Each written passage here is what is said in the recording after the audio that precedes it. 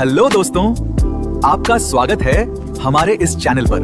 आपको हमारा वीडियो पसंद आए तो लाइक करें और साथ में सब्सक्राइब भी करें। कभी कभी कला का कोई काम अपने बनाने वाले से एकदम अलग, एकदम उल्टा लगता है। आज हम एड्रियन रिच की मशहूर कविता ऑन्ट जेनिफर के टाइगर्स में ठीक इसी पहेली को समझने की कोशिश करेंगे। तो देखिए, एक तरफ है एक डरी सहमी औरत और दूसरी तरफ है उसके बनाए हुए बेखौफ ताकतवर बाघ। ये दो बिल्कुल अलग अलग दुनियाएं एक ही कहानी का हिस्सा है। अब सवाल यह है कि इस गहरे विरोधाभास के पीछे आखिर है क्या? चलिए इसी को समझते हैं। तो चलिए मिलते हैं ऑन्ट जेनिफर से, एक ऐसी महिला जिसकी आवाज को शायद दबा दिया गया है, लेकिन जिसकी रूह अपनी कला, अपनी इस कढ़ाई के जरिए पूरी ताकत से बोल उठती है। वो देखिए क्या बना रही हैं, एक जिंदा दिल दुनिया, शानदार आत्मविश्वासी बाघ जो हरे भरे जंगल में घूम रहे हैं और पुखराज रत्न की तरह चमक रहे हैं, मतलब ताकत और जिंदगी से भरपूर। लेकिन ये शानदार बाघ जिस दुनिया में जन्म ले रहे हैं, वो दुनिया ऑन्ट जेनिफर की अपनी असल दुनिया से बिल्कुल बिल्कुल अलग है। तो चलिए अब उस खूबसूरत कला को थोड़ी देर पीछे छोड़कर ऑन्ट जेनिफर की जिंदगी की कठोर सच्चाई का सामना करते हैं। उनके हाथ इतने कांपते हैं, इतने कमजोर हैं कि ऊन में से एक सुई को खींचना भी उनके लिए एक जंग जैसा है।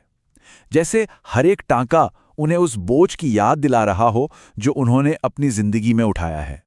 और नहीं, ये सिर्फ उम्र की कमजोरी नहीं है, ये तो डर और घुटन में बिताई गई एक पूरी जिंदगी का वजन है जो अब उनके हाथों पर उतर आया है। और जानते हैं उस बोझ का प्रतीक क्या है? ये शादी की अंगूठी। हाँ, वही अंगूठी जिसे अक्सर प्यार और वादे की निशानी माना जाता है। लेकिन ऑन्ट जेनिफर के लिए, उनके लिए तो ये एक बेड़ी बन चुकी है, उनके सपनों पर एक कभी ना उतरने वाला वजन। ये सिर्फ एक रिश्ते का बोझ नहीं है, बल्कि उस पूरे पितृसत्तात्मक ढांचे का वजन है जिसने उनकी पहचान को ही कुचल दिया है। कितनी अजीब बात है ना, कि कैसे एक ही चीज किसी के लिए प्यार का प्रतीक हो सकती है और किसी दूसरे के लिए कैद का। तो इस भारी सच्चाई से बचने के लिए वो कहाँ जाती हैं?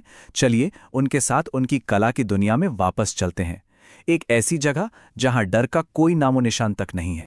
जरा सोचिए कैसा महसूस होता होगा, बस एक पल के लिए ही सही, इन बाघों की तरह निडर और आजाद महसूस करना, गर्व से भरे, बिना किसी खौफ के, बिल्कुल आजाद।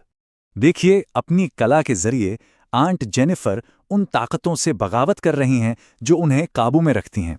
वो एक ऐसी दुनिया बना रही हैं जहां औरतें मर्दों से नहीं डरती।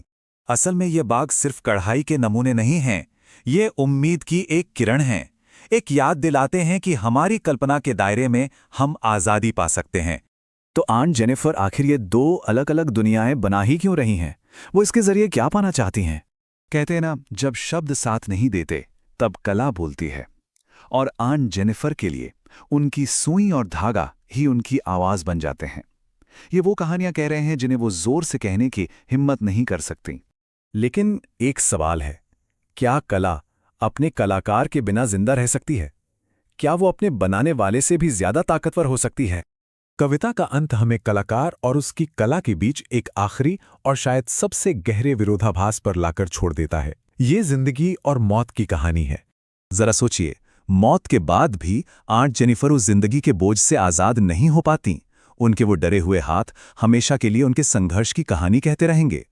और बस यहीं पर हमें वो आखिरी दिल को छू लेने वाला फर्क नजर आता है।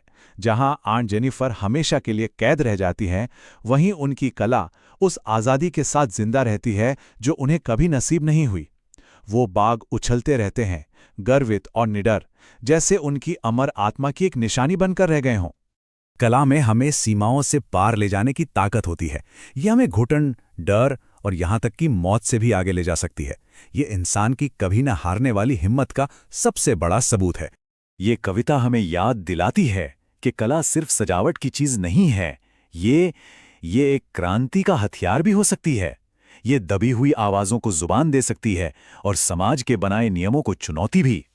तो सवाल यह है कि जब एक आवाज को खामोश कर दिया जाता है तो उसकी कला कितनी जोर से बोल सकती है, और क्या वो इतनी जोर से बोल सकती है कि दुनिया बदल जाए? वीडियो पूरा देखने के लिए धन्यवाद है।